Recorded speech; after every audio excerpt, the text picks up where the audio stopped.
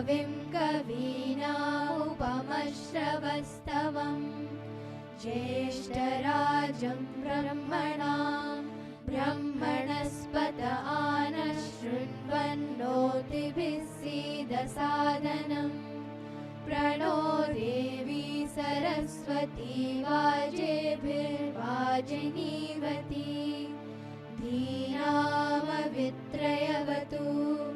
गणेशाय नमः सरस्वत्यै नमः श्रीगुरुभ्यो नमः हरिः ओम्।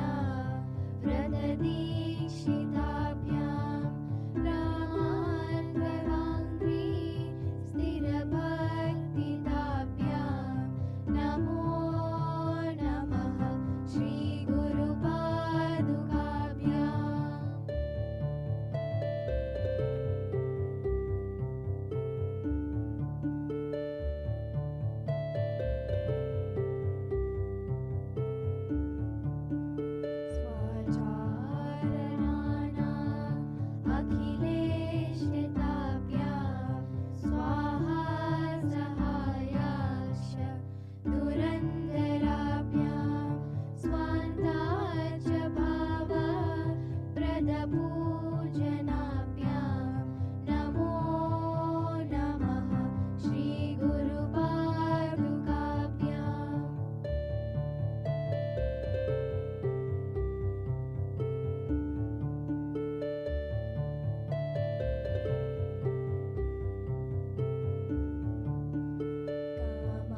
कामादिसर्पा व्रजगारुडाभ्यां विवेकवैराग्य निधिप्रदाभ्यां बोधप्रदाभ्यां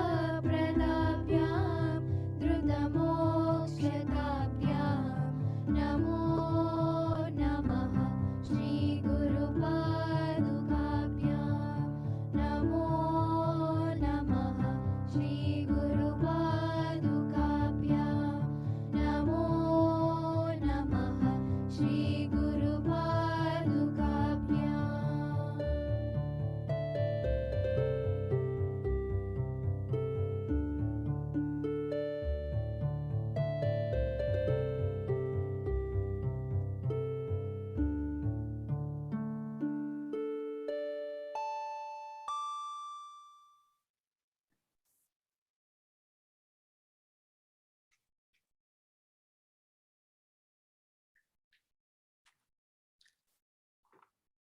My humble pranams at the divine lotus feet of our dearest Bhagavan.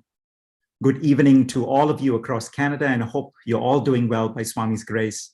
We have tonight a senior member of the Sri Sathya Sai International Organization. Our dearest Sister Kamala will introduce Dr. Sadhanan officially next. But firstly, I'd like to take this opportunity to thank Dr. Sadhanan for taking his precious time out of his immensely busy schedule, doing Bhagavan's work day in and out to be with us this evening. At a SSIO meeting this morning, we had heard a discourse from Bhagavan where he had used the example of a camera. And as a camera is able to point and take a picture of the object, so as to our body as the camera must train its mind by focusing on Swami with our intellect to capture Swami in our hearts. For the next hour, through Dr. Sadhanan and his experiences and in wisdom, let us all be fixed on Bhagavan. Let us be inspired to continue our personal sadhana and make Swami the most important aspect of our lives. Jai Sai Ram.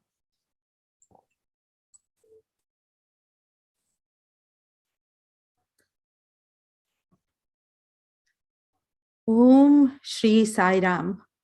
My humble pranams at the lotus feet of my beloved Guru and God, Sri Sathya Sai Baba. Dear elders, brothers and sisters, young adults and children, a very loving Sai Ram to all of you.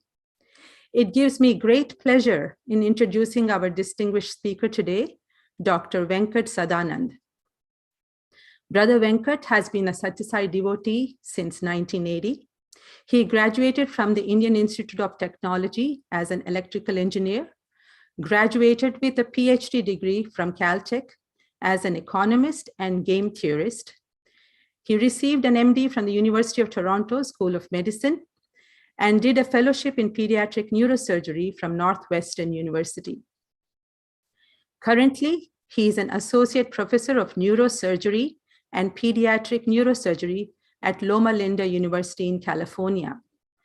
And currently he's faculty in the, what I wanted to say was that he's also the faculty in the Haptics Laboratory, Department of Applied Mechanics in the Indian Institute of Technology, Madras. Brother Venkat also chairs the Sathya Sai International IT Committee. He is a member of the Sathya Sai International Medical Committee and a member of the Sathya Sai International Intellectual Property Committee of the SSIO. He has also served as an honorary consultant at the Sri Sathya Sai Super Speciality Hospital in Bengaluru, India. He has been a speaker at many Sri Sathya Sai conferences and retreats. Canada is very dear to Brother Venkat's heart, as he spent many years here. He has kindly accepted to speak to us today, despite his very busy schedule. He will be speaking about faith, hope, and love, the foundations of seeking God.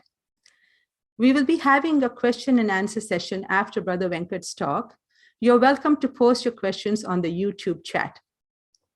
So without further ado, I would like us all to extend a very loving and warm Canadian welcome to our dear messenger from Swami, Brother Venkat Sadanand. Take it away, Venkat. Sai Ram. Sai Ram. Sarvarupadharam Shantam Sarvanamadharam Shivam Satchidanandam Advaitam Satyam Shivam Sundaram. With love and humility, I bow down to the beautiful lotus feet of my very beloved Bhagavan Sri Sathya Sai Baba. Dear brothers and sisters, I'm very grateful to each and every one of you, and especially to Sister Kamala and Brother Sudhakar, whom I have known for decades now. When I used to live in Vancouver, that's when I met them in the 80s. And to the tech team, I'm very grateful for your help and in organizing this satsang. Thank you very much. And most of all, Brother Shiva, I'm very grateful to you for giving me this opportunity to have satsang with devotees of my own country, Canada. So the prayer that I started with is Swami actually chanted that prayer in a discourse in December of 2002. The prayer is about what we see, hear, touch, feel, smell, whatever our senses tells us is around us. It mainly refers to the uniformity in everything that is around us. And that uniformity is in the form, we call it something. You have to call the element air something, so you call it air. So like that, this uniformity that exists among all things created is referred to as Shiva. And it says all the forms, Sarva Rupa Dharam Shantam, all the forms that we see around us is the form of peace, or what brings us peace. And all the various rupas and these forms are also manifestations of Shiva. And verily, this is where we begin to experience Satyam Shivam Sundaram, truth, auspiciousness, and bliss. What this means is that all that we see around us, all that we experience around us, is a form of Shiva. And this also is, you all know how in the Rudram, the same theme appears again, where every form is referred to as a form of Rudra. The thief is a Rudra, the good person is a Rudra, the charitable person is a Rudra, the snake is a Rudra. They're all forms of God. And how do we separate all this out? How do we pacify our senses and tell our senses that we are all one? That's a very difficult task. For me, for example, to sit here in California to say that people in Vancouver or people in Toronto and I are the same. The mind just doesn't accept that concept. And so while this is true, how do we accept this? How do we begin on a journey where we live by accepting this truth? That's what this poem tells us, that everything is the same, and that is the path to bliss, and that is the path to realizing who we are, Satchidanandam. In all of us, there are parts of us which are different from other parts of us. The simplest analogy I can give you is 3 divisions. There is the intellect and the body of us, and there is the mind, and there is the Atma, or the soul. And these 3 entities have their own properties.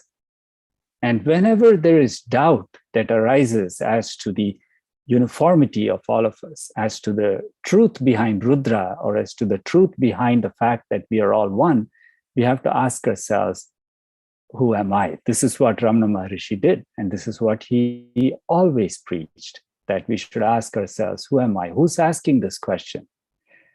Because there are these 3 compartments, and our intellect and body is one that experiences the pain and the anguish and the intelligence through which we create, and our mind is a bundle of thoughts, as Swami has said. He gave a beautiful set of discourses in which he talked about the mystery of the mind, Manasu Marmamu. And these discourses tell us that all that this mind is a collection of thoughts. And now, let the mind rest on this concept, that it's just a collection of thoughts. And what happens when you die? What is death? Right? Your soul, your Atma, there is some entity in you. I don't understand that, but there's some entity in you that permeates every cell, every atom of your body to keep it alive. Somehow the mechanisms that keep this body alive suddenly start working. And no matter how you frame it, you can say there is a sequence of events that are triggered by a gene, and that lets you do this and this thing, that lets me grow a ear, or lets me get eyes or blood vessels in my brain. But how does this happen? How does this gene come about? What is it that makes it multiply? What is it that makes a cell grow to a particular form? It's not enough to say that there is a gene. It's like saying, how does this bus move? And you say there are tires, there's a body of the bus, and that doesn't tell me the story. You can tell me where you got the tires from. You can tell me who built the body, but that doesn't tell the story. You can tell me who's the driver of the bus, and that doesn't tell me the story.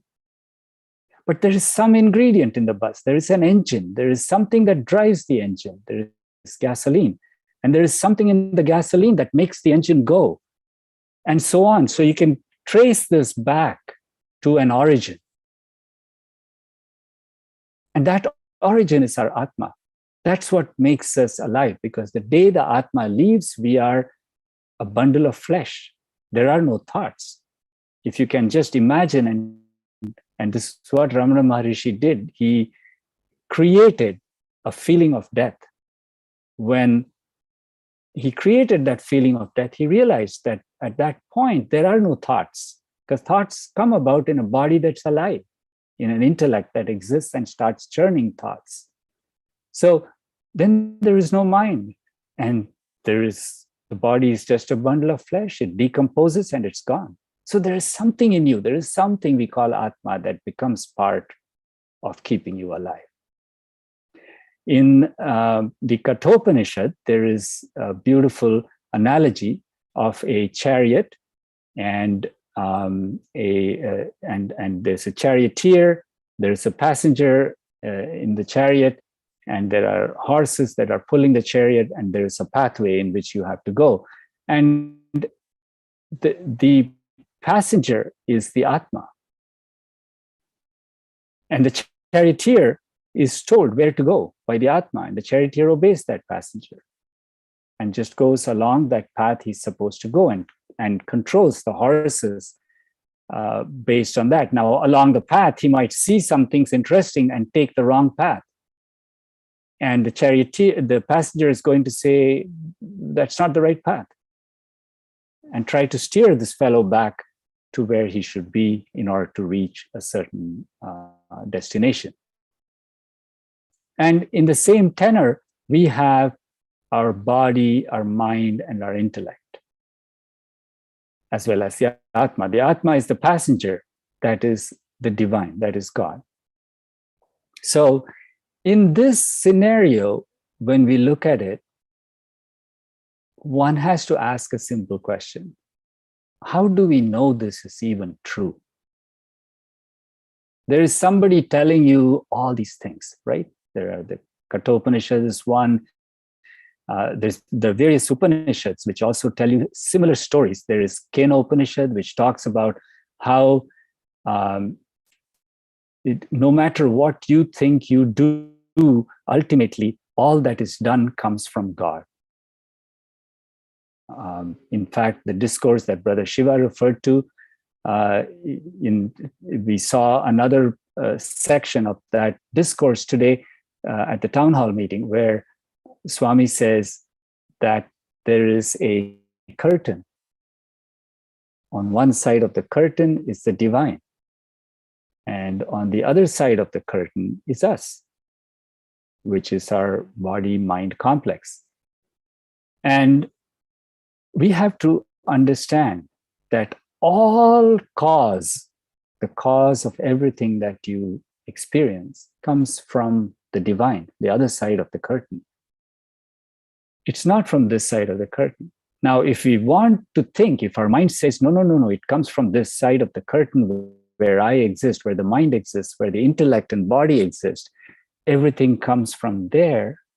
If that's what you want to believe, then the divine at the other side of the curtain says, okay, I will spin cause and effect for you so that it complies with your model of what the universe is.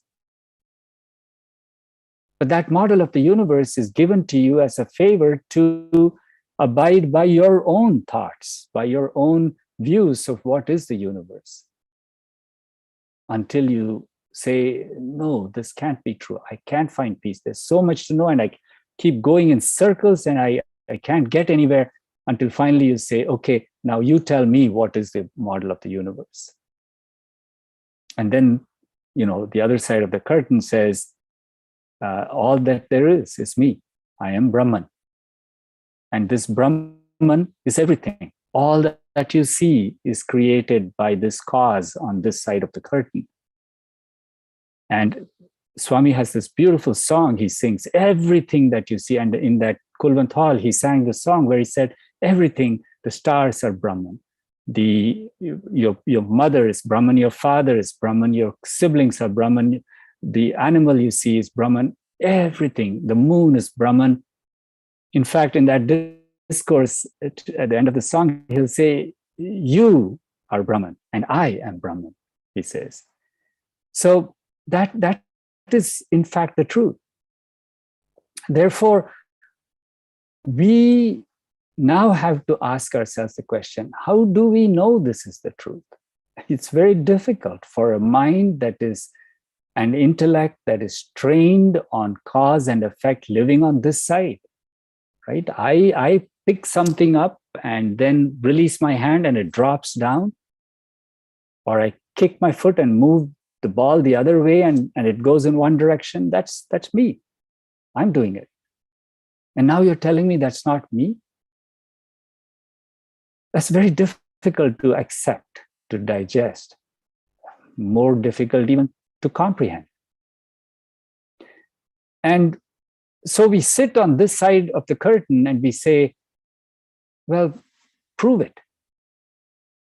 That's quite common. They say, many people say that, prove it.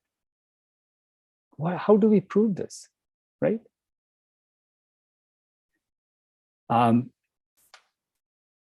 If you think about it, spirituality is slightly different from science. Swami says science is for the senses, but the way we look at science is you see something happening, you see a phenomenon, you see an apple falling. Then you say, okay, I have observed something. Then you start acquiring knowledge in the quest of trying to explain what happened. So the observation is there, and then you go and acquire knowledge. And then you try to explain what has happened. You try to replicate what has happened. Using that knowledge, you try to recreate the situation. And then in the process, you discover certain things. We call them laws of motion, or laws of gravity. We discover all these things, the gravitational constant, and so on and so forth. And then we start building airplanes based on this, and rockets. And we design these things based on our understanding, our knowledge, which is based on an observation. So observation, knowledge, verification, replication, and then finally, you move forward with faith in your knowledge, with faith in your experience of what you've seen by replicating experiments. And that takes you to some distance. For some time, people thought this gravity is a wonderful force, until Einstein came along and said it's not a force, it's the curvature of space-time. It's something completely different. And the laws that govern it are different. And our whole thing suddenly changed. Hey, I had faith in that, and now I'm going to have faith in something else. So the scientific process of moving forward in a world of cause and effect is based on things that we experience, things that we believe we'll experience. I'm not saying everything in science is experienced. People postulated the existence of some quarks or some particles that nobody saw until finally somebody proved that they do exist. But the postulates came before that. So, but you still wait until that happens, until you see verification is done. You don't develop that faith. That's how we are reared. That's how we have grown up, right? Soon after birth. You feel the pangs of hunger, you cry, and then somebody feeds you and you say, so that's how it works. And then there are variations of that leads to science or scientific thinking. But spirituality is not like that. It goes the other way about. You start with faith. You start with faith in something that you have not seen or experienced. You may not have any idea whether it is true or not. You can't apply the laws of science to this because it is just faith. Starts with that. I remember once Swami told me very specifically, we were, my family and my son was 7 years old, and Swami was talking to him and said, "How old are you?" And he said, "I'm 7. And Swami looked at me and looked at everyone in my family and said, "How do you know?" That's a good question. There is some birth certificate. How do we know that birth certificate is true? Right? That's what he asked my son. And then finally he said, "Because your mother told you so. Mom is the one who says, no, you were born at such and such time, and I can vouch for that. Mom says that. Obviously you have no realization of your birth, but you believe your mom's words." And that is why Swami said at the end of that questioning, he said, faith comes first.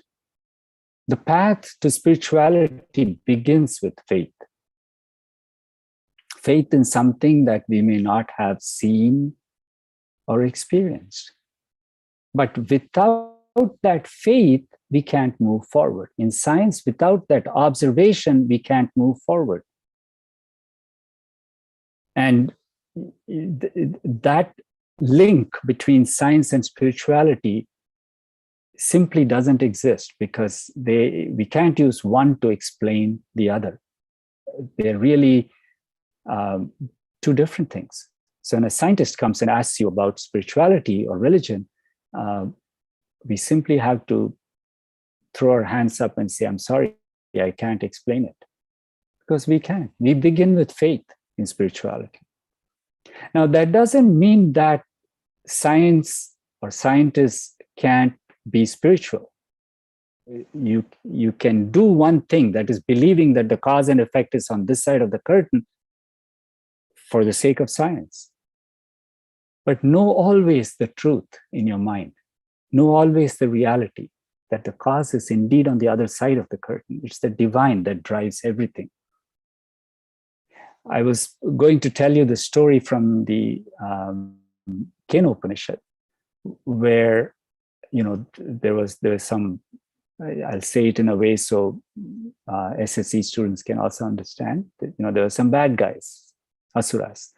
And so the devas and, the demigods, they fought the asuras and eventually won the battle.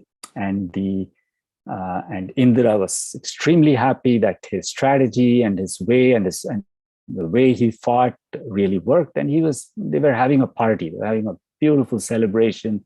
And Indra was the keynote person in that celebration, that yes, your leadership and your astute strategies is what helped us.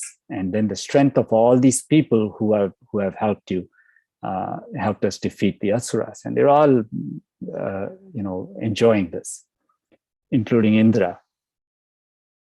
So then suddenly there is noise outside this room where they're celebrating. And so Indra says,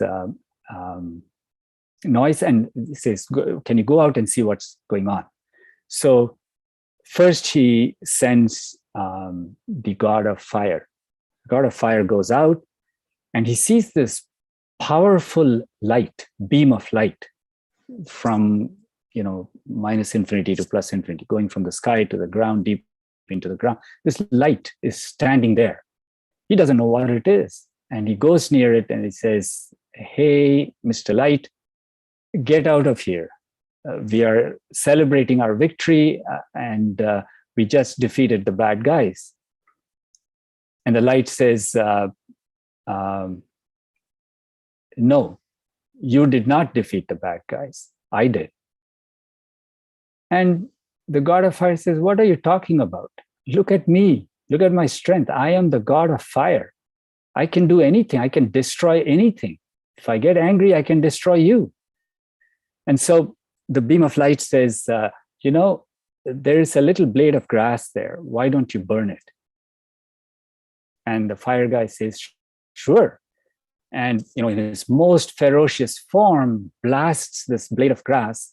And at the end of it, the blade of grass is untouched, green and pristine. And the god of fire says, how can this be? And goes back inside the party room, and Indra says, hey, what happened? And the god of fire says, there is some beam of light guy outside, and he challenged me and I couldn't burn that blade of grass.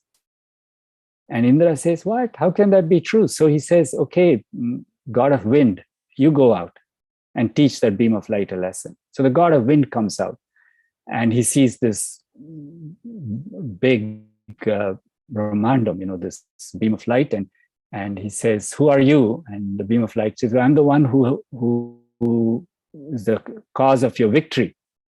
And the god of wind says, nah, that can't be true. Do you know how powerful I am? I am the god of wind. I can destroy you when I get angry. And so the beam of light says, well, there's a blade of grass over there. Why don't you blow it away? And wind says, okay, you asked for it, and gathers all his ferocity and blows. It's like a terrible tornado on this blade of grass. And at the end of it, the blade of grass is still standing there, happy and green. And so this guy gets really scared, and the god of wind runs back inside, and Indra says, hey, what happened? And he says, that beam of light, he's more powerful than me. And the god of fire says, see, I told you, he's more powerful than both of us. And Indra says, okay, I will go out. So Indra himself comes out and he sees the beam of light and says, who are you? And the beam of light then says, there's in the story, there is a voice, and that is Haimavati. It's the voice from the heavens of Parvati, of creation. And it says, I am creation itself, and I am the cause of everything that happens. That there is really no independence in thought, independence in action in any of you. It all arises from me.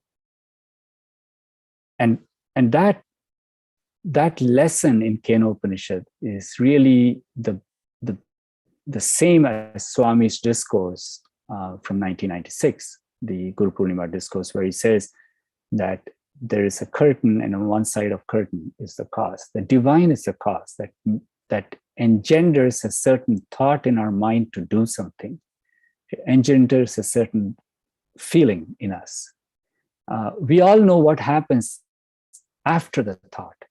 After the thought comes to move this finger, I know exactly the pathway from the brain to this finger's movement. But what is it that makes me want to move this finger? How does that arise? That's the essence of Kenopanishad.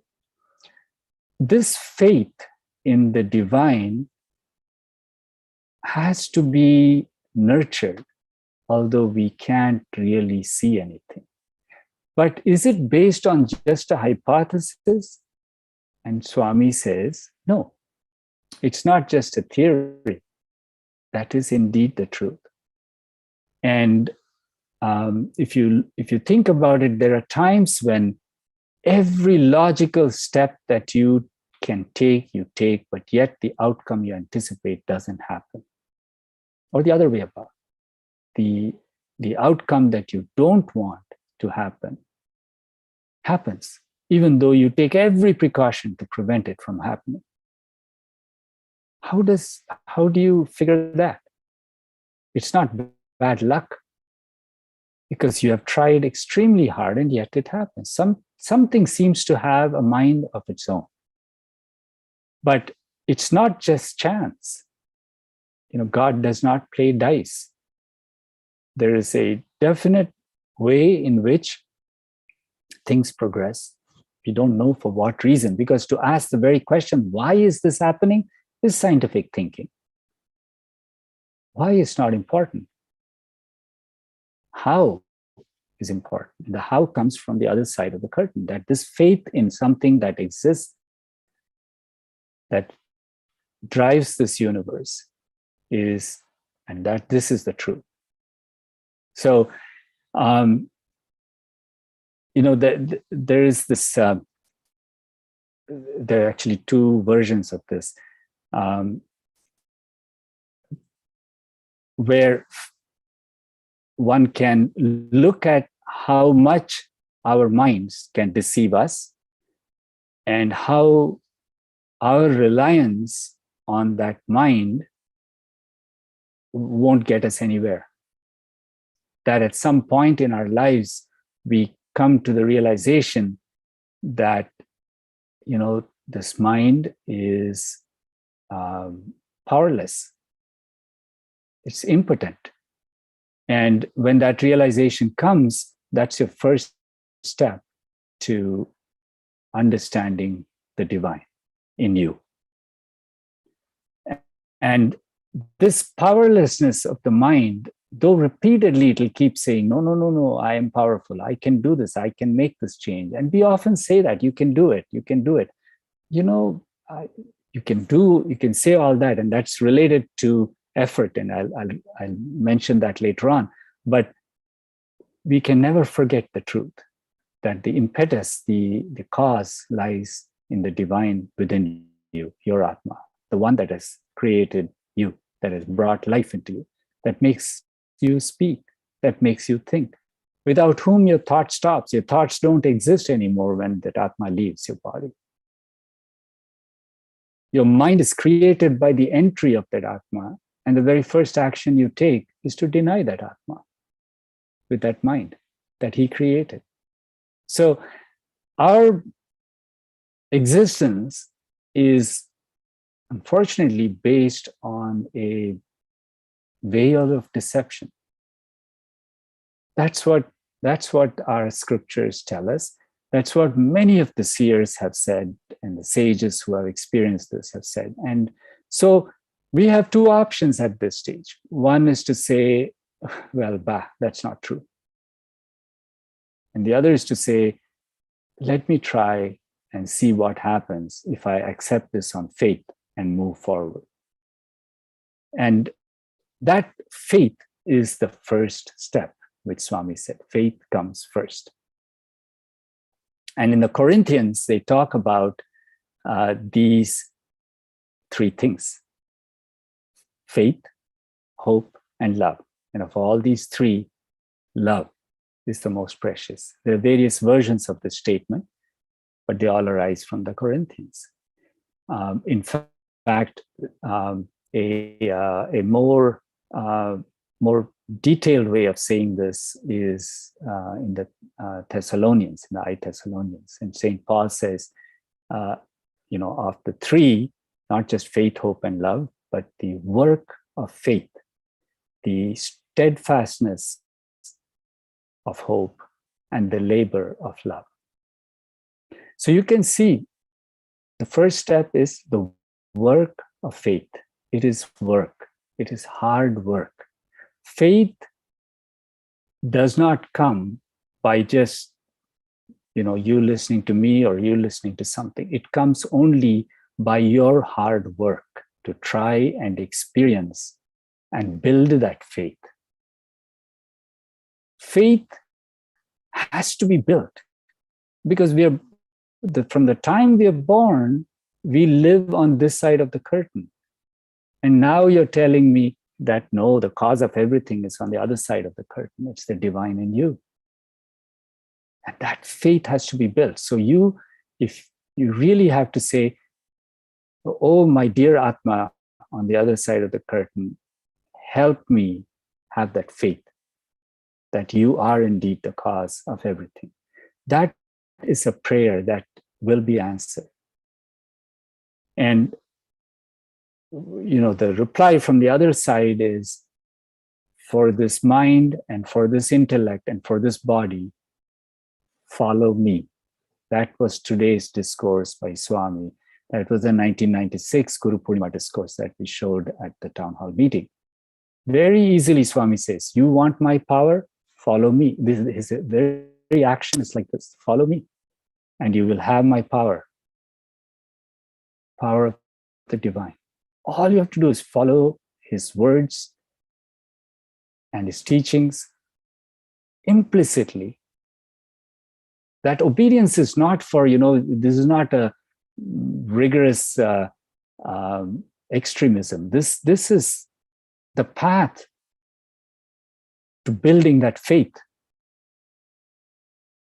And he's not the only one.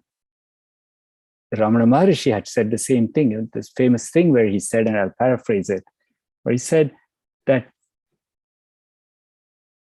everything that you want to happen, whatever you do,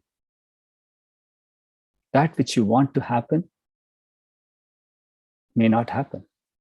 And whatever you do to prevent something from happening may happen despite that. And so the best course of action is to sit still and be silent. And this is what he did in his life. And these words he spoke to his mother when she came to ask him to come back from the mountains down to the home where she lived. But the truth about having faith in a concept that you can't see begins with you saying, let me work hard to try and build this faith. Oh God, give me the experience that I need so I can build this faith. Because that faith comes only by the grace of God. Pray for that. That's an important prayer.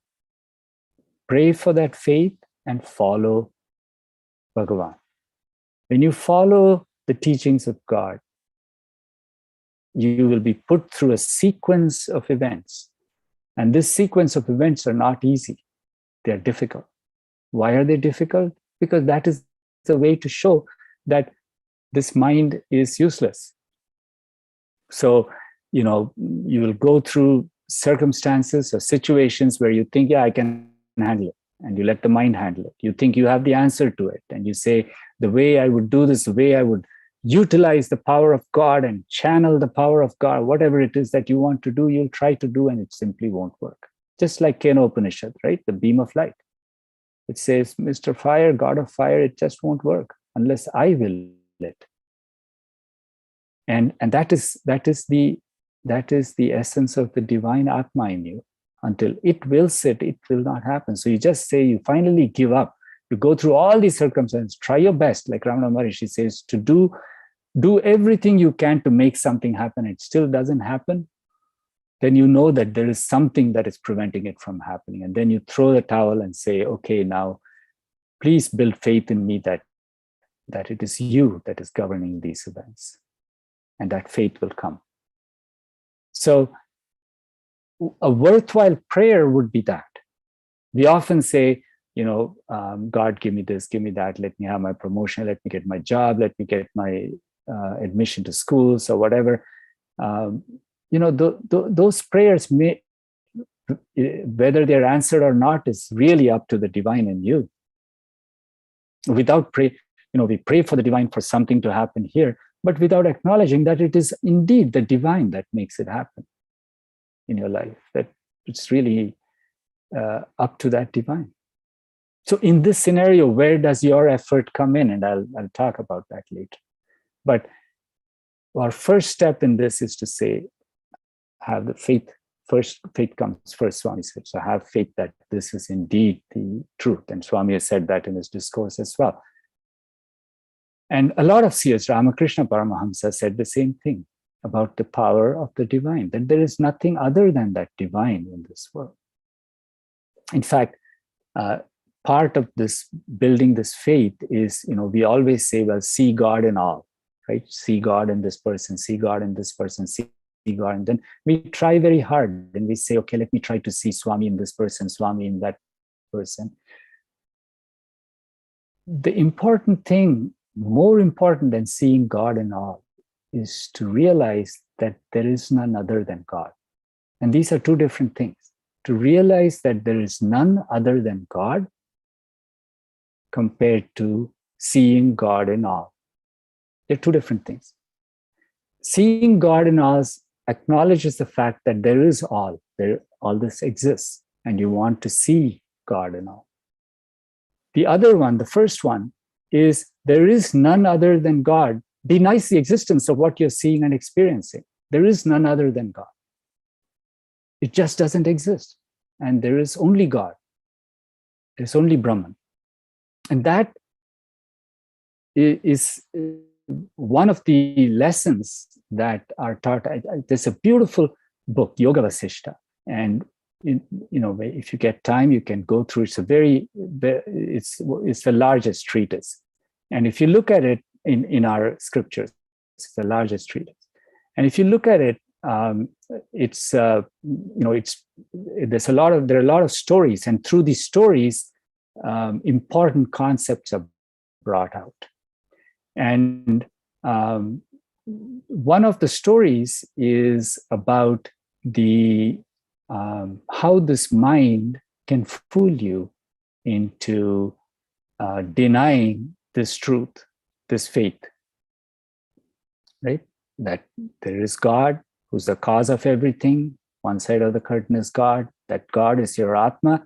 There is none other than Atma. I've said all these so far. There is only Brahman and there's none other than Brahman, right? What is the job of the mind? To deny that. So there is this story of a character called Shikidwaja. And again, I'll summarize the story. It's a very long story, but I'll give you the quick essence of it. So this guy is a king, and he has a queen, a beautiful wife, and they're deeply in love, and they're having a beautiful family, and they are very benevolent rulers, and the kingdom is happy, and everybody in kingdom is prosperous, right? What more can you ask in this world? And at some point, the wife, who is the more spiritual and thoughtful of this couple, she says to her husband, Shikidwaja, that I want to spend more time in figuring out who I am and trying to see what motivates me to do this or that, or what motivates these events from happening one way or the other. And the husband said, it's obvious, we are the rulers. We make things happen in this kingdom. And she says, no, there is something more beyond that. And so she quickly gains wisdom through steadfastness. She gains wisdom. And that is the work of faith. She just keeps working hard at herself, and tragedies happen to her, but she keeps working at it, at this faith, and says, no, this is the truth. No matter how you shake it, I will not shake away from this truth. And you stick to it. And she stuck to it until suddenly she got that realization of what divine is.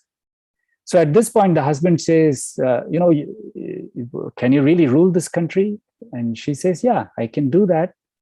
But I can do all the things in this world that needs to be done as a ruler and as a wife to you. But in my mind, I know exactly who I am. And I know I have faith in the truth, that there is the divine, that Brahman is the only thing that exists. But whatever I need to do here to keep you happy and the people happy in their own terms, I will do it. And the husband says, you're talking nonsense. And he thinks his wife is crazy, and he spends some time with her. And after a few years, he sees a certain glow in her face. She's very happy, genuinely at peace. And there are things that bother him which don't bother her. And he says, how did you come to this state? And she says, I told you that the only truth is Brahman. That is all that exists. And he says, okay, I've got to find this truth. So he says, you look after the kingdom. I leave everything and go to the forest. So he gives up his kingdom, gives up his wife and family, and goes over to the forest, lives in a hut. After a few years, the wife says, okay, I want to go and see how he's doing. And by this time, she has become, remember what I said about Swami, saying, follow me, then you can have my power, right? So at this stage for her, she has these powers in the story where she can transmute. So she can change her form, she can travel distances outside her body and take a different form. She can do all this. So she does that and goes to the forest next to that hut where the husband is, and takes the form of a small boy, a young child, and goes there and says, hey, you, who are you? And that guy says, with beard, and he's living there, he says, I used to be a king, Shikidwaja, but I'm now in this forest and I'm looking for the truth. I've given up my kingdom. I've given up my clothes, my jewelry, my everything. I'm living like a mendicant. And I want to see, having given up everything in this world, whether that knowledge and that experience comes to me of the divine. And so the boy says, well, did it happen? And he says, no. So she says, well, you haven't given up everything. And then this guy gets angry, the king, and he says, what do you mean I've given up everything, except all I have is this house and this little pot where I cook some food, and that's all, and this clothes. So here goes the pot and the vessel, and he throws it in the fire, takes the hut and demolishes it and throws it in the fire. And he says, see there, I've given up even that. And then the little boy says, no, you haven't given up everything.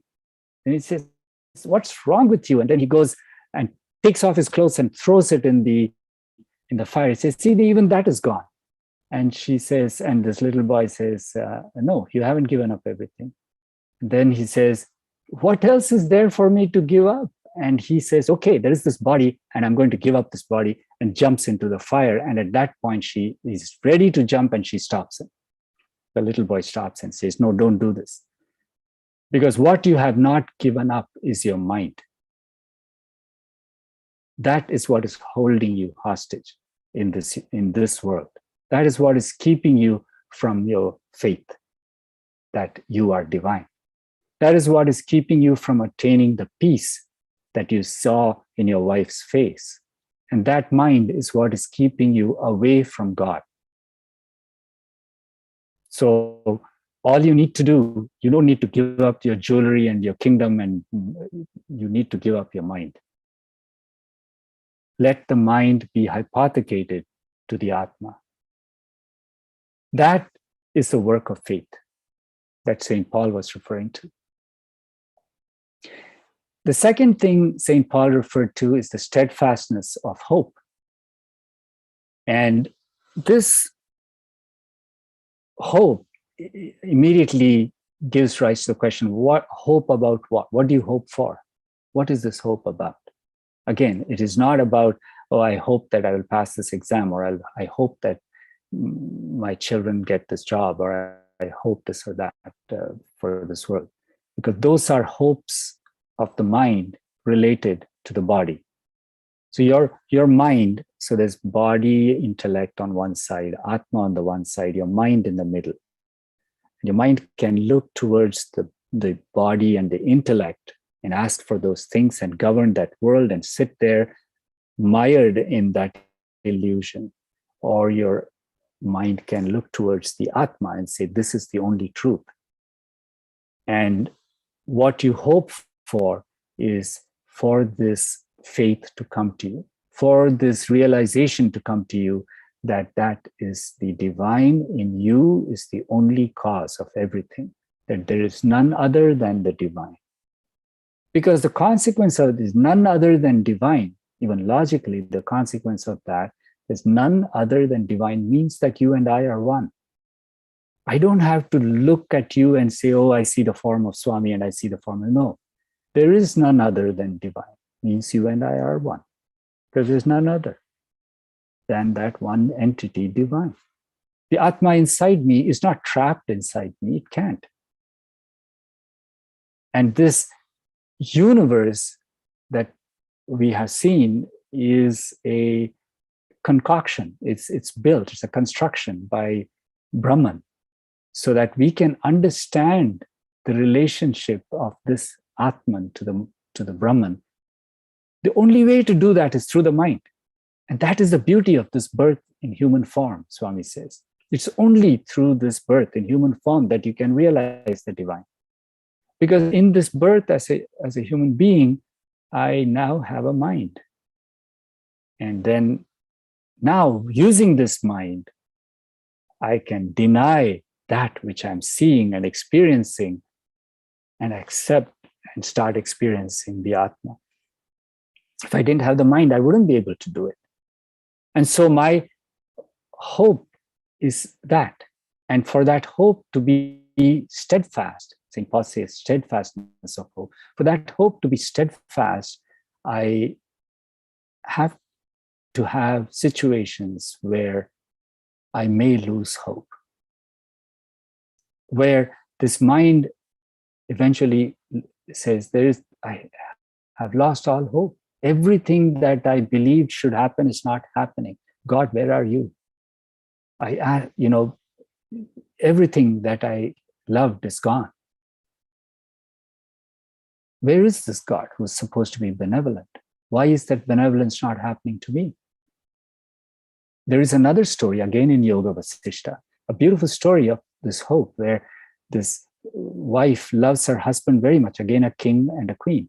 And she suddenly gets worried that that the husband will pass away before she does. And so she starts praying that, please, God, do not take away my husband. I want to be with the husband forever, with this husband. And Saraswati comes to her to answer her prayers and says, sure. If anything happens and your husband dies, you immediately call upon me and I will come. and help you get your husband back. So she lives for a few years, and then husband dies. And at that point, she starts praying, says, hey, Saraswati, you told me you'll come and help me out. And Saraswati appears. And she says, so revive my husband. His body is right here. And Saraswati says, okay, I will revive your husband if you ask me that after I show you something. Why don't you come with me? And this is the beauty of this world that we think is real, this universe that we think is real. In this universe that we live in, our experience of reality is based on a linear time. There's a past, there's a present, there's a future, there's space. So this space-time is to our understanding what creates everything around us. And so Saraswati says to this wife, come with me, and takes her. And she goes in, obviously, in her Sukshma Shariram. So she goes and along with Saraswati, and they go to a place, and Saraswati says, just wait, look what is happening there. And they look there. Again, I'm paraphrasing the story, but she looks there and she sees herself and her husband. About 40, 50 years of age, ruling a kingdom. And then she says, wait. She asks Saraswati, what is that? And Saraswati says, that is you and your husband in another life. And she says, but another life can't be like that because he just died. He died and I prayed and you came to me. He just died today. So even if he's reborn somewhere, it'll take 50 years for him to become like that. How can he be that? And how can I be that? I'm still alive in that body. And Saraswati says, wait, I'll take you further. And she goes to another place where there is a poor man and his wife in a hut who live hunting. And he says, and she says, wait, that guy looks familiar. That looks like my husband, but he's much older. How can that be? So age and time have no meaning. And there's simultaneous existence of different forms of you and your husband. There are these, Stephen Hawking calls it timelines. So there are these various parallel timelines going on, and different events are happening in this. So you and your husband exist in one timeline where he died. There's another timeline where you and your husband are of a different age, where you live as kings and queens. Another one as a poor hunter in a hut. And not only that, even space was distorted. That within the hut, there is something which actually is the palace in which she had her husband die, in which her husband died. So it's even space is distorted, time is distorted. And she finally says, I really don't understand who I am. And Saraswati shows to her, this is what Brahman is, and everything else is a creation by that Brahman, and it can be contorted any way that Brahman wants. What we live in, if we believe that is the end of it, that is the truth, that is all that we seek, then maybe that is all we will have.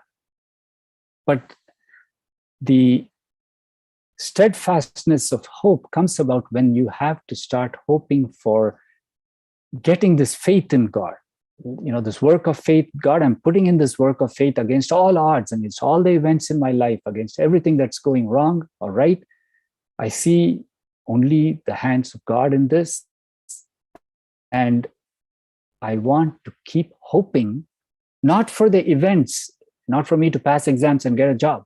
I want to keep hoping that I will discover you, Atma, and that you are the cause of everything. I want to experience that. Let me hope for that. Hope against all hope. There's a priest, Jean-Pierre de Caussade, and he's written a beautiful book where you give yourself up to the divine. And when you completely give yourself up to the divine, this vision comes to you about who the divine is in your life. And in that, he says, he uses this term, hope against all hope. And same thing with faith, right? Continue to have the faith no matter what happens. Faith that God is indeed, not the faith that you will get your job, but the faith that God is in fact the only reality. The hope that God will give you the vision to understand and experience this one reality. Faith and the hope. And the last is the labor of love. In the Corinthians, they just talk about love, which is the most important, he says. And in the Thessalonians, they talk about the labor of love. And this labor of love is to continue to have that feeling, experience, and constant adherence to love, again, no matter what happens around you. And this is important. You know, there are so many stories of people, you know, this guy comes to mug you, this guy comes to clobber you, this guy steals your money or steals your property, and you say, I should be loving to this person, right? So the love doesn't come easily.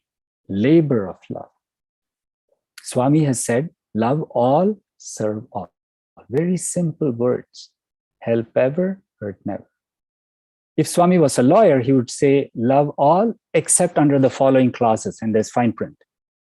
Okay, the guy who steals you, don't love. The guy who robs you, the guy who hurts you, there's no clauses. There's no fine print.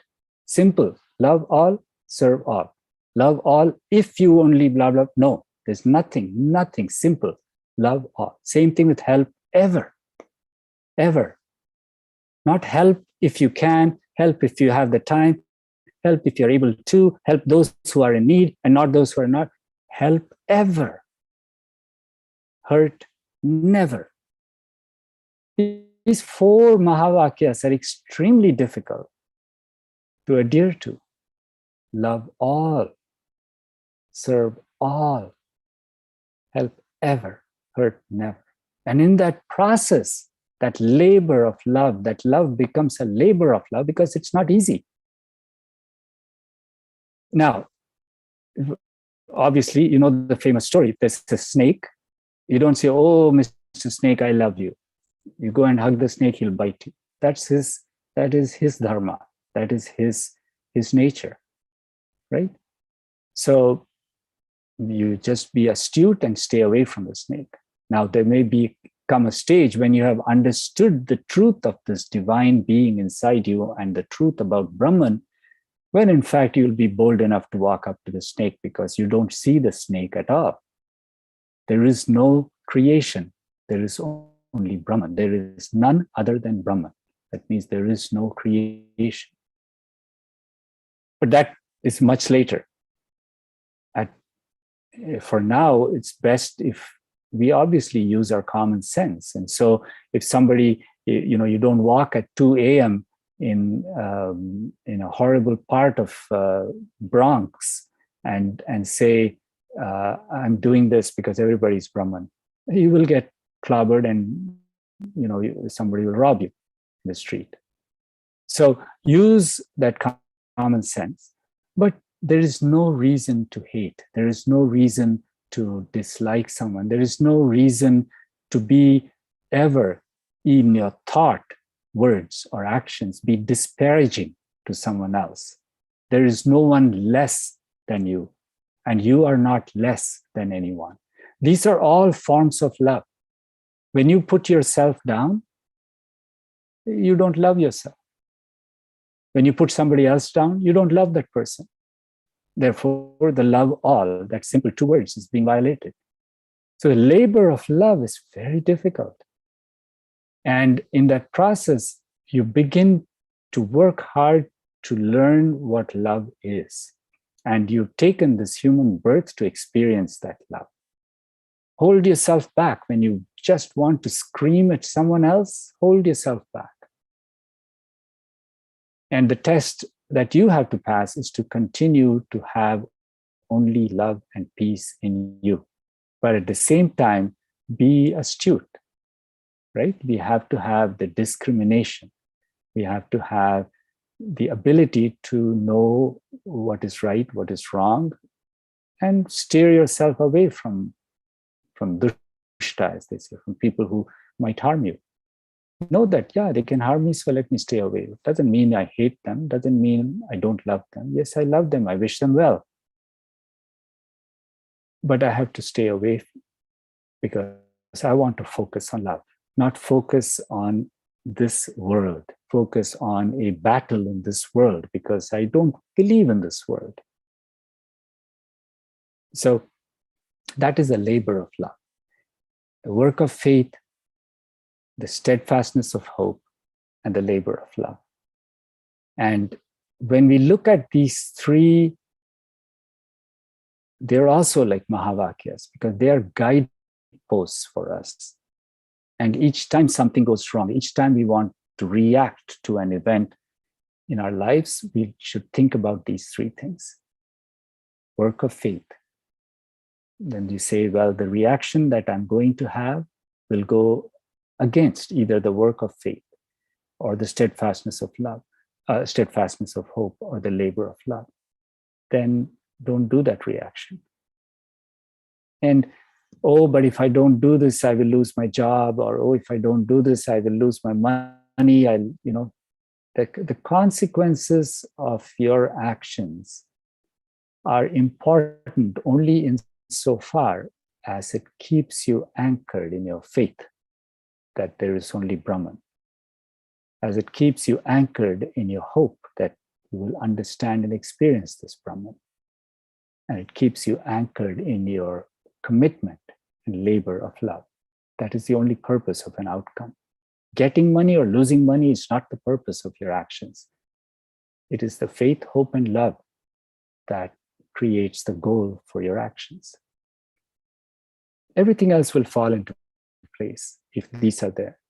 And if these are not there, you live in a world where cause and effect is on this side of the curtain, and then you suffer the consequences of your own actions. And the ironic thing is, it is not your actions that is causing the outcome. It is that guy on the other side of the curtain. But you're suffering the consequences, you're getting all the karma because you believe that is the truth, not the divine on the other side of the curtain. So these three, faith, hope, and love, are the stepping stones to the final step, surrender. And surrender is a state. It's a state. It is not like, oh, this is happening, I surrender this to you, Swami. I need to get past this exam, and so I write a note saying I need to pass, and I surrender this to you, Swami. I need to go get a job, I'm going for the interview, I surrender this to you, Swami. That's not surrender. Surrender is a state of mind, because it's all the mind that is causing the problems. Problems come from the mind.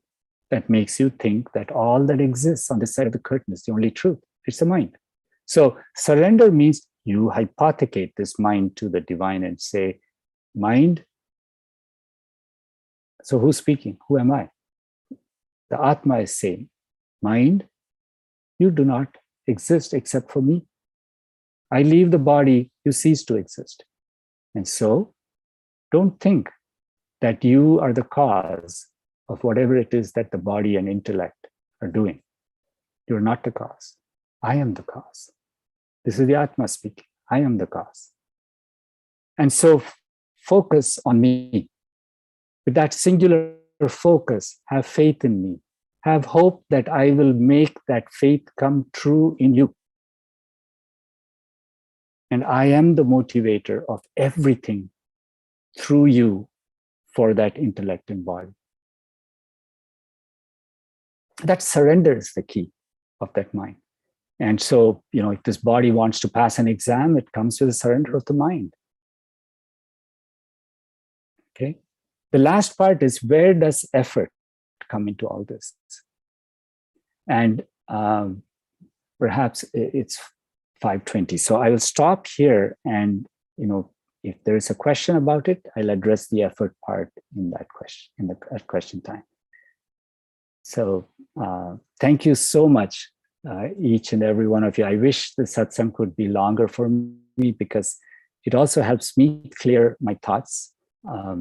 And for me, it is giving me enormous pleasure. And it's always, I have a little smile in my face when Sister Kamala was saying, warm welcome to Canada. Warm and Canada do go together, no matter what anyone else says. To me, thank you so much for allowing me to be part of the satsang. Jai Sai Ram.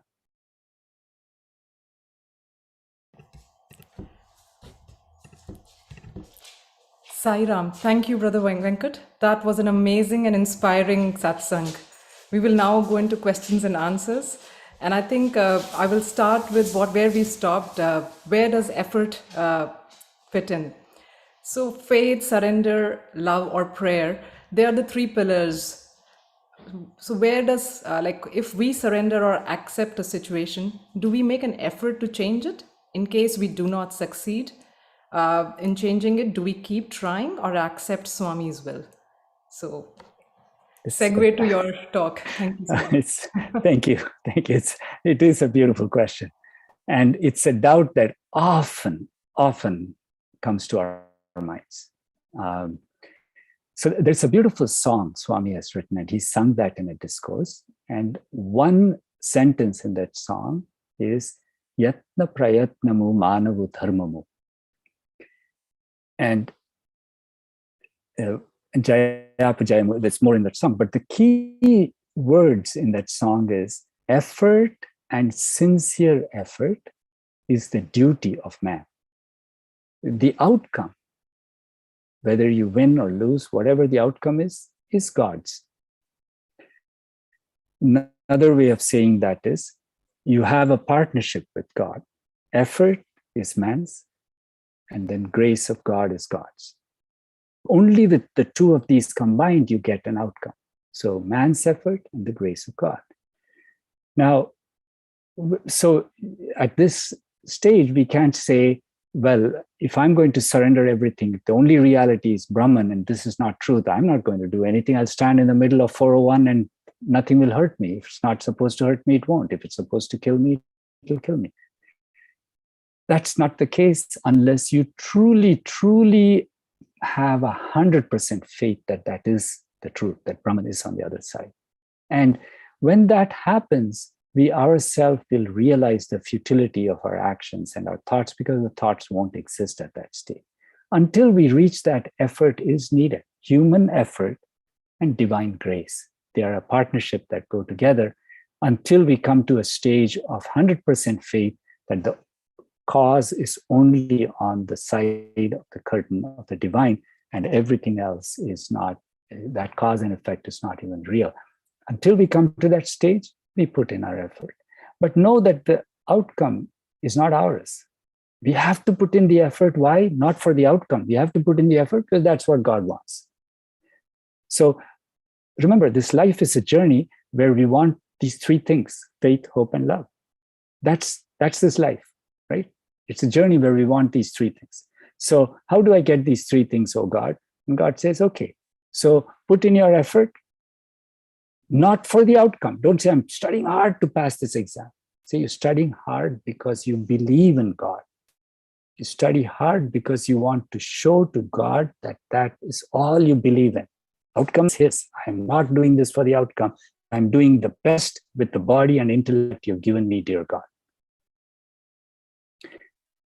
You may not pass the exam at the end of it.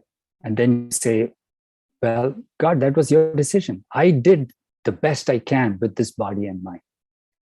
And whatever was the outcome was your decision. So divine grace combined with our effort is for a goal, not of an outcome in the world that we exist in, but the goal of having faith that the only cause is God. And so you say, I'm doing my best, God, I'm doing my best. Now you show me what is it that the outcome you want to give me is. I want to give you a very simple example. And Swami has done this to many people. And, at one time I was in his room and he asked me, what do you want? He's asked this for many other people as well. What do you want? And, I know other people who have said, I want only you, Swami, or, I don't want anything else but you. And honestly, at that time, I could not think of what I want. And I said, nothing.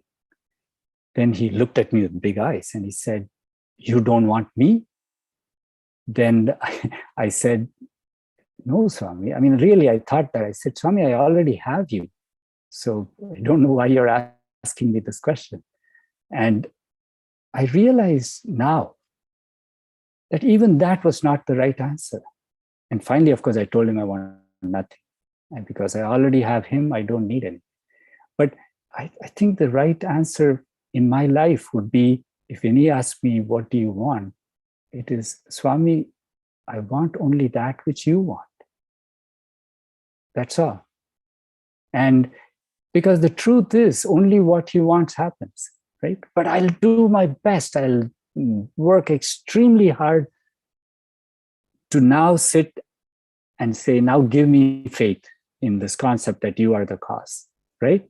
So he's going to do something dramatic. If I work extremely hard, he's going to do something dramatic that will show to me, yes, there is the grace of God, that God is the cause. And we have all experienced various instances where, you go and something happens. In fact, one of our own SSIO attorneys have experienced this, where they pray to Swami for something, and then the court proceeding, something different happens, and the judge who's sitting there, his mind changes, or people's mind change when you're sitting for an interview, and you think, well, how did that happen? Because of the Kena Upanishad. The only cause of everything is that Kena, that light from heaven. So we're all plugged into that light. And so effort is there. Make a sincere effort. Make your effort not for the outcome that you want. Make your effort because you want to show to God, the divine, well, God, I give you this. This is my prasad to you. This is my offering to you. Beautifully connected, Dr. Venkat. I appreciate you answering so beautifully for me. Thank you. We actually got a question based on your talk. So you said in your talk that we have to give up our mind to realize God. But at the same time, you're saying that I should utilize it to realize Brahman. So how can we be both? Yeah. So we start with the premise that we have a mind, right?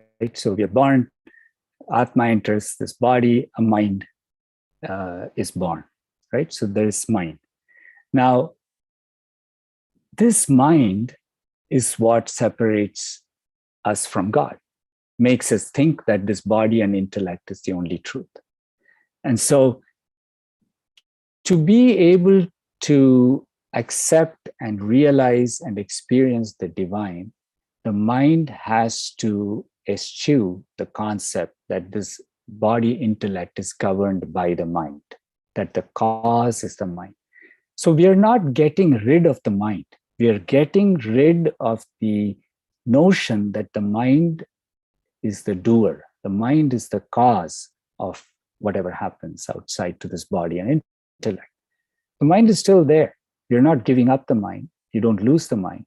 The mind is still there, but it is in this illusion that it is the cause of all that happens. And instead, it should now come to the state where it says, no, I'm not the cause. The divine is the cause. So you don't give up the mind. You strip the mind of its ego. That's what they say eventually in the Gita as well. It's the ego. But what is, then we think, what is the ego? What is the simplest way to look at it is you say, hey, Mr. Mind, you're not the cause. The divine is telling the mind, you're not the cause. So lose the notion that you're the cause and accept the notion that I am the cause. Unfortunately, that can only happen when the mind exists. When you're dead, there is no mind, and there's no opportunity to even have that thought anymore. Sairam, that was appropriately, very nicely answered. So I think one of our YouTube guests have asked this question, and I think it's a nice this thing that how do we regulate our thoughts? So we talk about our mind, but mind is but a collection of thoughts, as you said. So yeah, that's a beautiful question, actually, because that's one of our our toughest tasks in this life. And we are all here at this time, and that's why we call it a satsang. We're all here in this journey of life from birth till death. We are here together, and we have to compare notes. It's like studying for an exam. We compare notes and say, how do you tackle this problem? How do you do this? How do you do that? And there are thoughts that take us away from the notion, from our faith that divine is the cause, that Brahman is all there is.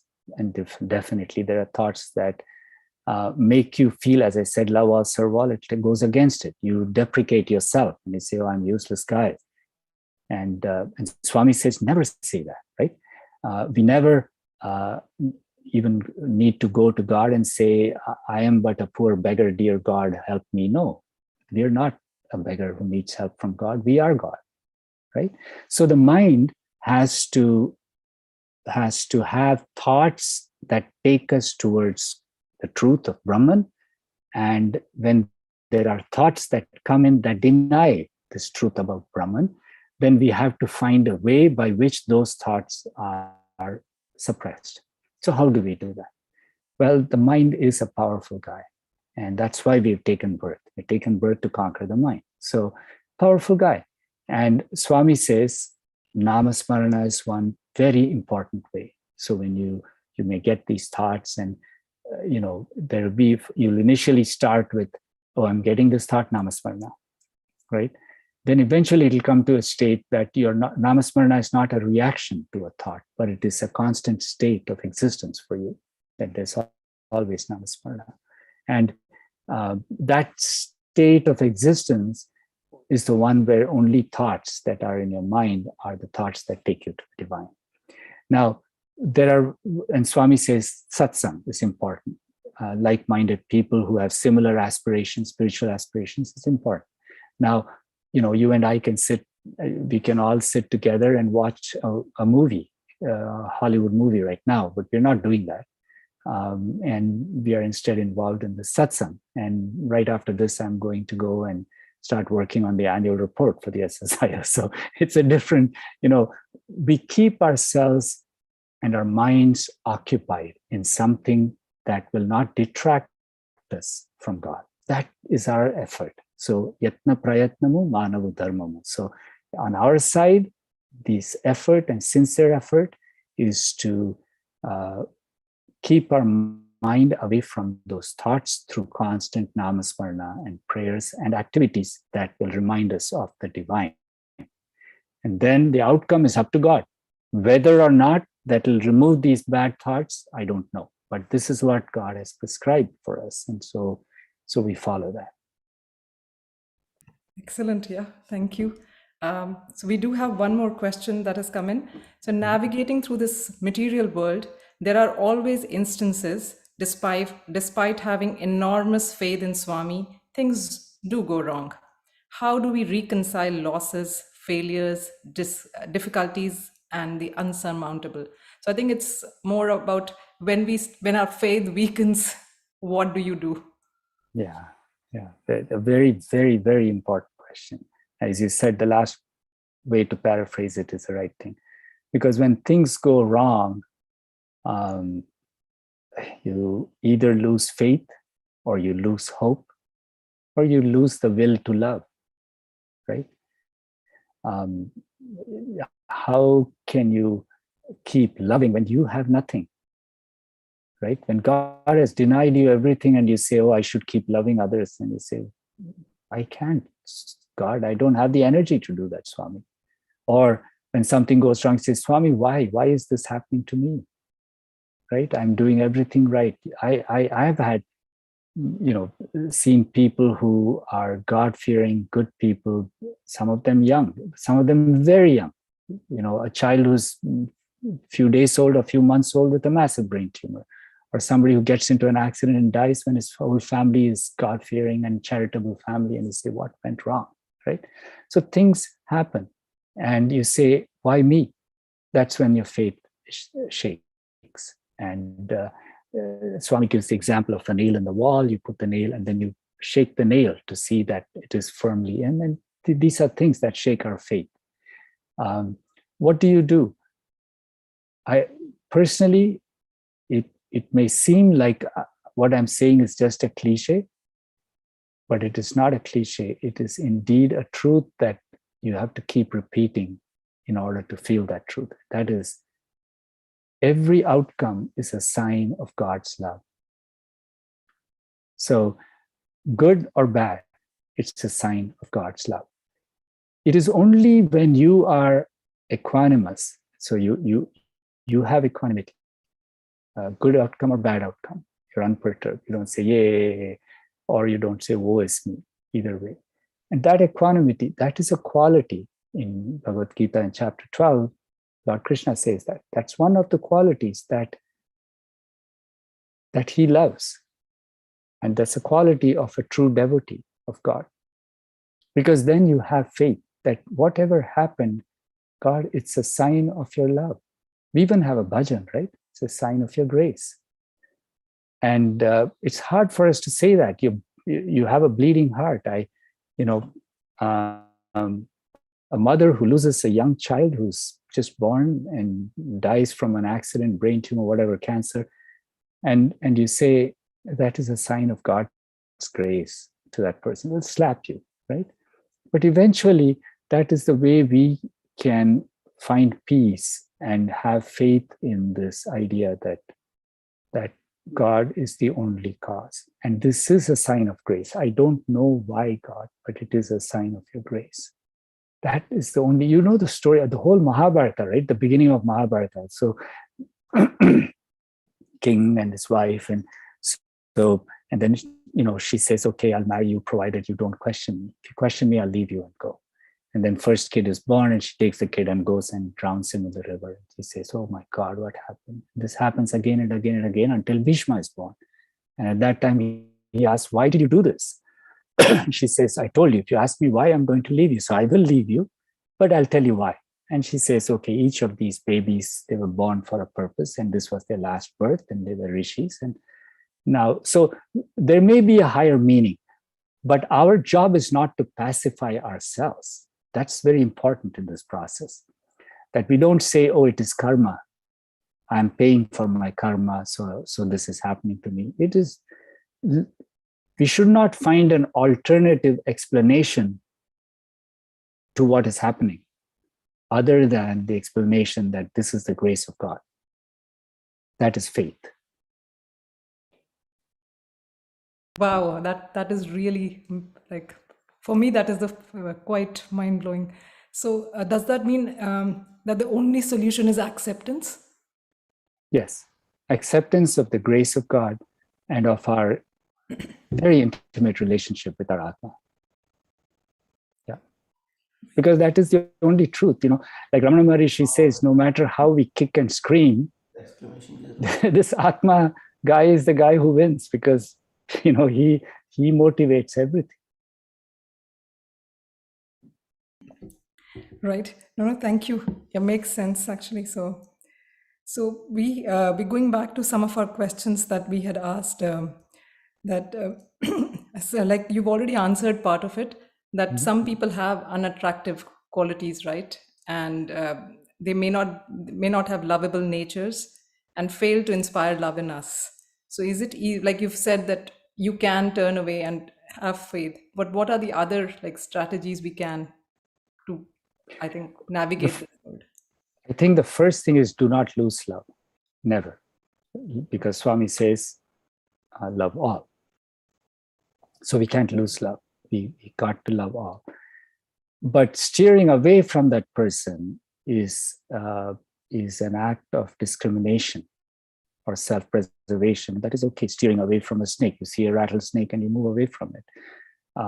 So you see someone who's plotting or who's screaming at you, or who, unbridled anger at you, you step aside. You don't want to incite that anger, and you don't want to add fuel to it and yell and scream on your own, because then you're not showing love. So it's simple 2 words, love all, right? So you can't do anything else. Your hands are tied because you have to love all. But doesn't mean love all means you have to stay there. You can walk away. So yes, some people are difficult to put up with, but I would say they're not difficult to love. Everybody should be loved because that is who we are, right? We are all, this Atma inside us is the only reality. There is none other than Brahman, as I said in the beginning. There's none other than Brahman. This guy who's screaming, and the Rudram says, Taskara, and the guy who's yelling and screaming, the thief, the robber, the murderer, they are all Rudra. So this guy also is a Rudra. The fellow who cuts you when you're driving and jumps in front of you and screams at you is also Rudra. And you just say, okay, this is Rudra, and see how it transforms you. Because you are allowed to conduct these little experiments to train your mind to accept that reality, that God is the only cause, right? So see what happens to your life. And Swami himself says that. He says, be loving always and see how your life transforms. True. Thank you. So what is the difference between having faith in God and having confidence in God? Is it one and the same? No. And the reason is confidence. Okay. Confidence is something you have, which if it fails you, you inevitably lose that confidence, right? I say I have confidence in you, Mr. X, and then, I believe that you will be able to do this job, and I have every confidence that you will achieve this. And the person fails. My confidence will go. He fails maybe first time, I'll say, no, I'll continue to have confidence, give you another chance. Fails again, fails again, fails again, fails again. At that point, I'll say, I'm losing confidence in this guy. Faith is not like that. Faith, by definition, you can't lose. That is the definition of faith. That no matter what the outcome, the faith is not in the outcome. The faith is in the process, in the cause. So you say, hey, God, I know I didn't pass this exam. Hey, God, I know I tripped and fell and this car ran over my leg and I'm now fractured in my right leg. I can't walk. But it's so beautiful because you made this happen. You really have to change the way you think. So, but you won't lose that faith because you realize that this is God. The remarkable coincidence of me falling and the remarkable coincidence of the car coming and the remarkable coincidence of the car going over my leg. And, say, wow, it's beautiful, Swami, right? So faith can never be lost. It can only grow. Confidence is Bayesian. In mathematics, it means that based on the outcome, your confidence grows or doesn't grow. So you say, I have X amount of confidence in you, and then I'll see what happens. And then good things happen, I say, okay, my confidence is more. Bad things happen, confidence is slightly less, right? So that's Bayesian, it's called in mathematics. Faith is not like that. It's not Bayesian. My faith in God remains. If the outcome is bad, I say, oh, God, beautiful. That's what you did. See what you can do. Oh, it's nice, Sai. And if it's good, you say, oh, Sairam, same thing, right? That equanimity remains because all causes are from him. And the outcome is his decision. Sincere effort is my decision. So if I fall and car runs over me, or, if somebody drives the car and crashes it, I'll say, okay, God, you saved his life and this is what you did. If God kills that person, I'll say, God, this was your decision. Somebody dear to me passed away. So that's what you would do. Right. No, thank you. So we got another YouTube question.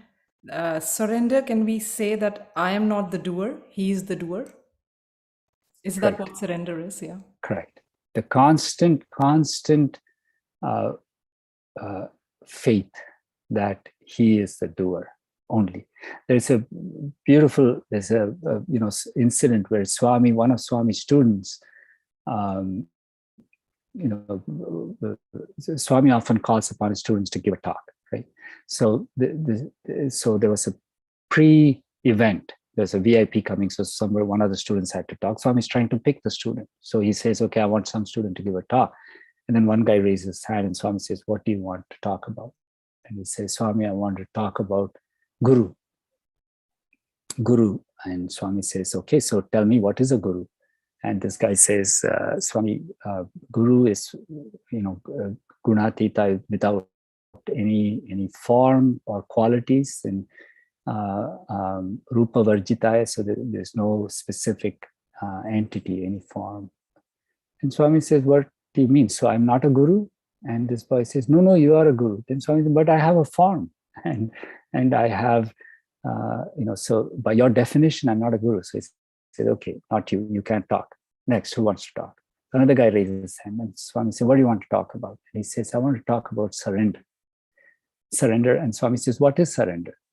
And this guy says, surrender means everything I have and everything I lay down at your divine. Actually, I said that to Swami once. I said, everything I am and everything I have, I lay down at your divine lotus feet. So this boy said something equivalent of that. Everything I have and everything I lay down. Swami says, what do you have? I gave you what you have. And you're giving it back to me, and that is surrender? No.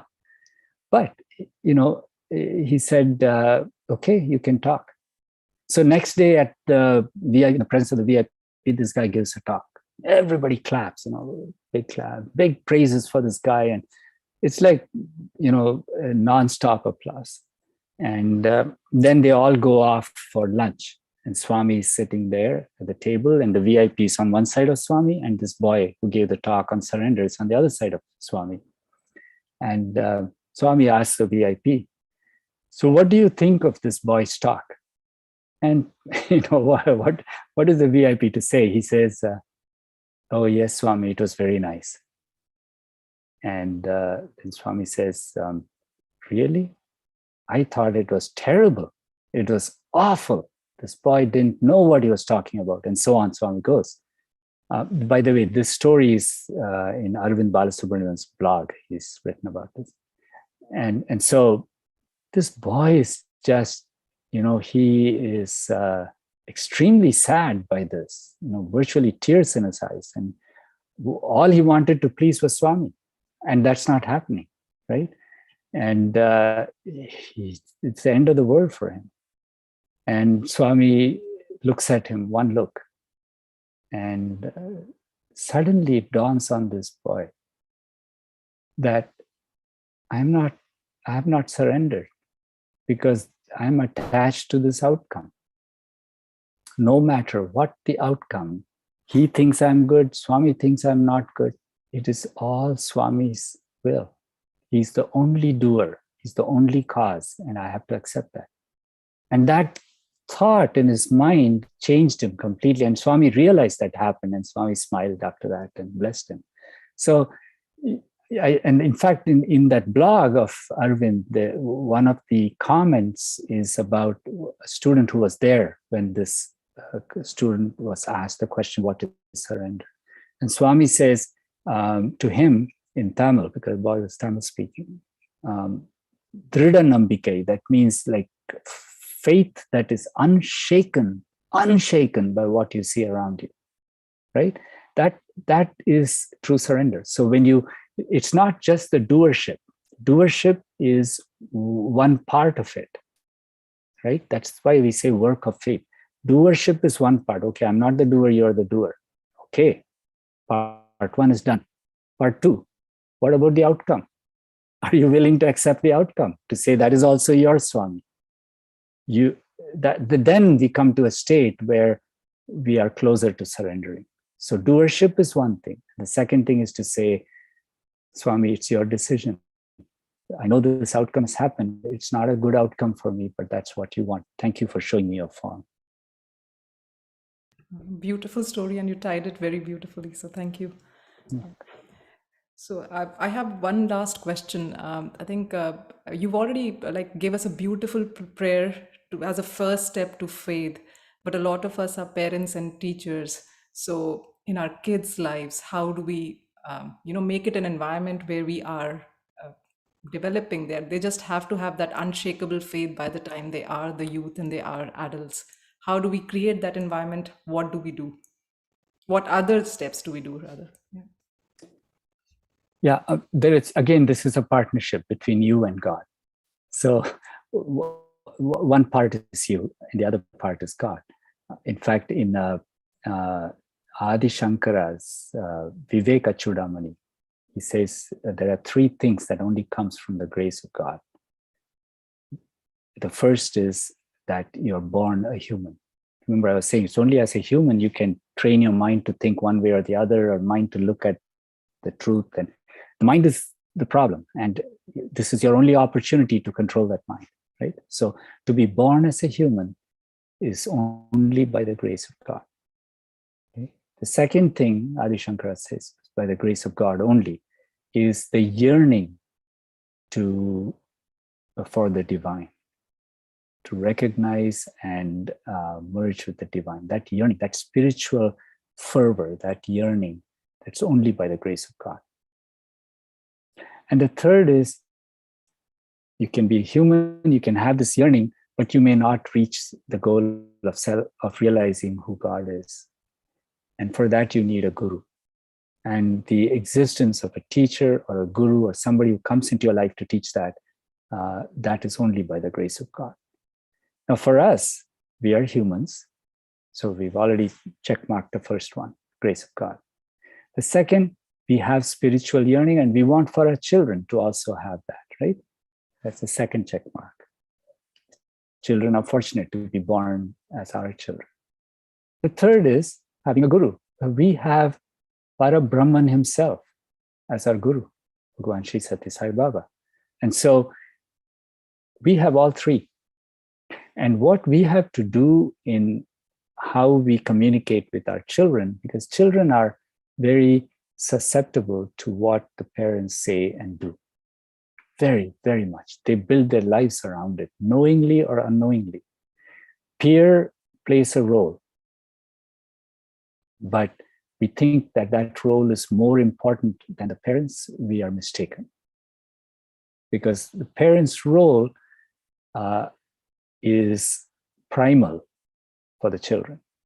And even at any age as they grow, how we conduct ourselves is the examples that we set for our children, and how we teach, and how our actions and words concur with what we teach. Those are important things within us. So by our prayers to God, saying, look, you've given me all three, dear God, now help me nurture this in my child. And how we conduct ourselves, how we speak, our values that are shown to the children by examples of our actions and words, those are what will make an indelible impression on our children, more than anyone else we can think of. We often blame peers, but that's a blame to wiggle out of our responsibility in what happens to our children. It is us, because God has given you this child. And Swami has said that child is I've given you my child for you to raise. That's what he said. So, we have to take that seriously. And part of that is how we live our lives. Thank you. Thank you so much, Brother Venkat. I will now pass it to Brother Sridhar for a vote of thanks. Thank you. You're welcome. Wow, it's like, Sairam, what an amazing talk, brother. I really enjoyed every bit of it. Yeah. Thank you so much. Yeah. Firstly, it's like my sincere gratitude to our beloved Swami, is like for his immense grace and love on all of us. Thank you, Swami, for making this happen tonight. It gives me immense pleasure in thanking our guest speaker today, Brother Venkat Sadanand. Thanks for sharing your wisdom on faith, hope, and love, the foundations of seeking God. And thank you for walking us through for each and every one, like faith, hope, and love. Right? And thanks for the beautiful stories of Kena Upanishad and how everything happens at the will of Supreme. I even loved the stories about the Yoga Vasistam, where wife making the husband realize the importance of giving up the mind. It actually reminded me the Swami mentioning about the simple thing about head in forest and hands in society. So he was exactly mentioning the same.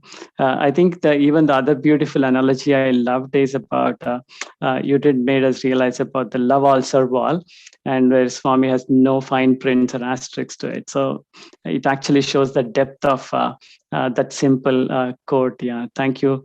Thanks for beautiful analogies about that. And how the faith, hope, and love are the foundations, are the pillars. Thank you.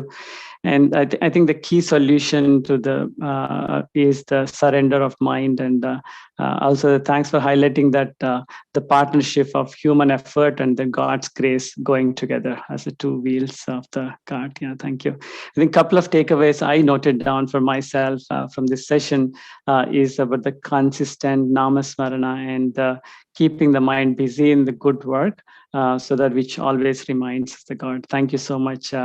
And other takeaway for me is the state of equanimity, irrespective of the situations around the world. And thank you so much for all things. It was a great satsang, and every moment we all enjoyed. Thanks, brother. Thank you so much.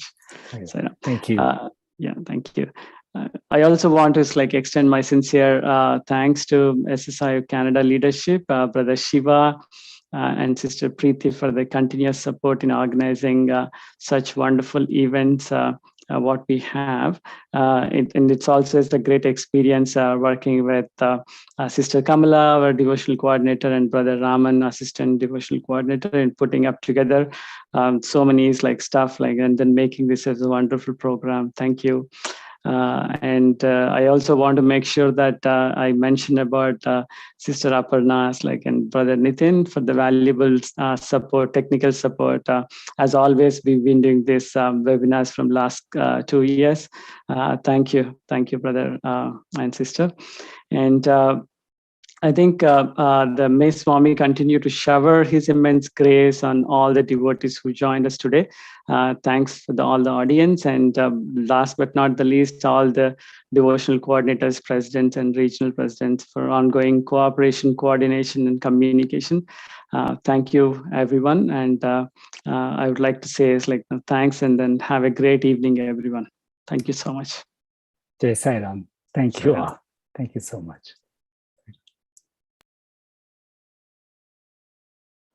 ప్రేమ స్వరూపులారా కావాలనుకుంటే తప్పక మీరు నడుచుకోండి. If you want to be dear friends of Bhagavan, conduct yourself మీరు properly. ఇక్కడ రానక్కర్లేదు, నేనే అక్కడికి వస్తాను. You don't need to come here. Bhagavan will come to you.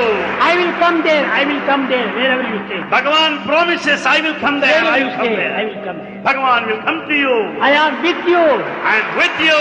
in you, around you, behind you. Bhagavan promises, declares that Bhagavan is in you, with you, ఆ around విధంగా you. బుద్ధులు మీలో అభివృద్ధి పరచుకుంటే If you have that determinate feeling, I am not separate from you. Bhagavan is not separate from you. I and you are one. Bhagavan says, I and you are one. ఇట్టి ఏకత్వానికి మీరు ప్రయత్నం చేయండి. Have the sense of oneness. ఇట్టి unity. దివ్యత్వానికి మీరు ప్రయత్నం చేయండి. Strength to ఇట్టి change పవిత్రతను divinity. మీరు పెంచుకోండి. Develop the sacred quality. ఎంతైనా మీరు అభివృద్ధి అవుతారు. You'll certainly progress. లౌకికంగా, భౌతికంగా, ఆర్థికంగా అన్నింటి ఎందుకు కూడా మీరు అభివృద్ధి అవుతారు. In all aspects of life, physical, financial, spiritual, you'll progress definitely. అన్నిటికీ మీరు అభివృద్ధి వచ్చి లీడర్స్ గా నిలుస్తారు. And you'll be leaders. కనుక Therefore, ఈ దైవనామాన్ని చక్కగా మీరు పెంచుకొని chant the name of God repeatedly. నిరంతరము దైవచింతన చేస్తూ Think of God continuously. పిబరే ప్రేమరసం. तुम हो अनाथ नाथ भगवान,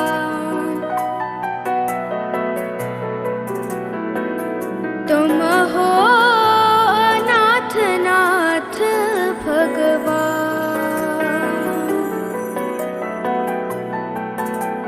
ओ साई मेरे प्राण सखा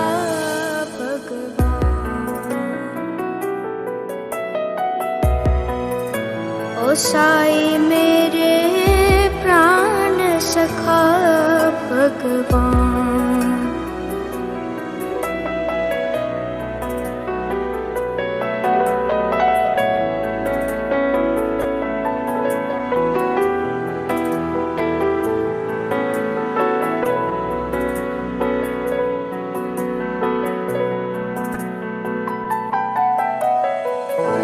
माता पिता गुरु बंधु तुम हो,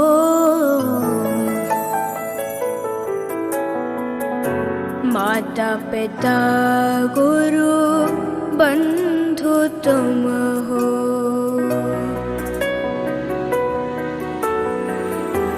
भक्त सखा भगवान,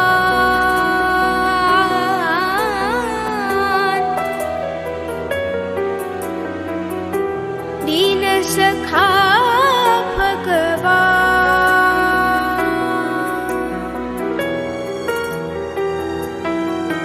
भगवान भगवान भगवान भगवान,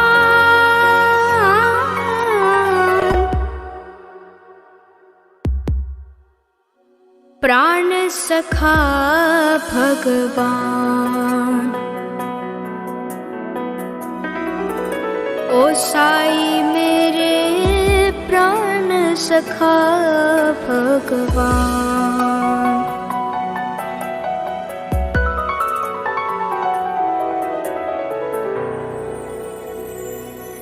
तुम हो अनाथ नाथ भगवान।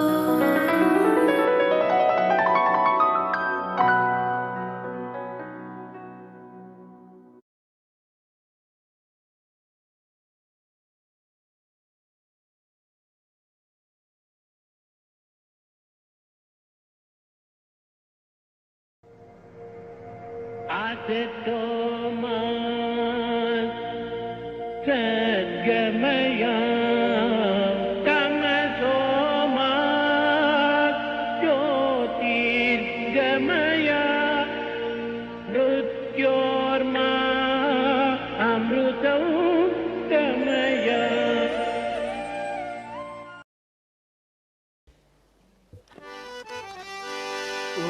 जय जगदीश हरे स्वामी सत्य साई हरे, भक्त जना संरक्षक भक्त जना संरक्षक प्रति महेश्वर। ओम जय जगदीश हरे, शशि भजना श्रीकरा सर्वा प्राणपते स्वामी सर्वा प्राणपते। आश्रित कल्पलटिका आश्रित कल्पलटिका आपदान्धवा। ओम जय जगदीश हरे, मात पिता गुरुदैवं मरि अंतयु नीवे स्वामी मरि अंतयु नीवे। नाद ब्रह्म जगन्नाथ नाद ब्रह्म जगन्नाथ नागेन्द्राशयन। ओम जय जगदीश हरे, ओंकार रूप ओजस्वी साई महादेवा सत्य साई महादेवा। मंगल आरती अंधको मंगल आरती अंधको मंदर गिरिधारी। ओम जय जगदीश हरे, नारायण नारायण सत्य नारायण नारायण नारायण नारायण नारायण सत्य नारायण नारायण सत्य नारायण नारायण। ओम जय सद्गुरुदेवा नारायण नारायण सत्य नारायण नारायण नारायण नारायण नारायण सत्य नारायण नारायण सत्य नारायण नारायण। ओम जय सद्गुरुदेवा नारायण नारायण सत्य नारायण नारायण नारायण नारायण नारायण सत्य नारायण नारायण सत्य नारायण नारायण। जय जय सद्गुरुदेवा।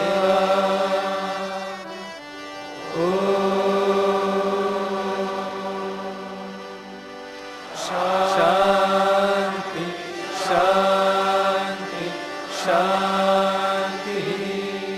जय बोलो भगवान श्री सत्य साई बाबा जी की जय समस्तलोकाः सुखिनो भवन्तु समस्तलोकाः सुखिनो भवन्तु समस्तलोकाः सुखिनो भवन्तु ॐ शान्ति शान्ति शान्ति